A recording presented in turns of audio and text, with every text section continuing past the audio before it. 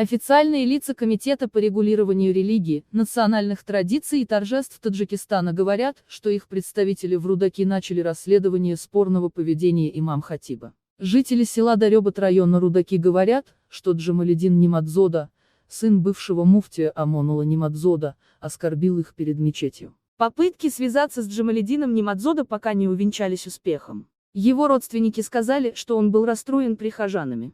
Имя Джамалидина Немадзода стало известно в 2014 году после спора с известным священнослужителем Эшони Нуридиином. В то время Немадзода не разрешил Эшони Нуридину совершать поминальные молитвы в мечети под его наблюдением. Авшини Муким, пресс-секретарь Комитета по регулированию религии, национальных традиций и торжеств, сообщил РФВ, РЛ 17 мая, что религиозный отдел района Рудаки вызвал Джамалидина Немадзода за его действия, но Немадзода был болен и госпитализирован.